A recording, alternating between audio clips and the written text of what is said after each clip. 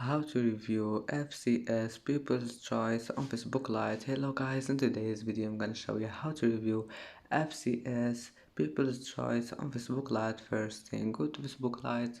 Here you will find these three lines in the top corner. Click on it and go down settings and then just click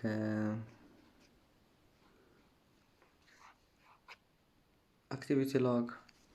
And here you will find groups, communities, events and reels. Click on it and go down until you find FCS People's Choice and click on it. And as you see, that's how to review it. And that's it for today's video. If you like this video, please don't forget like and don't forget subscribe.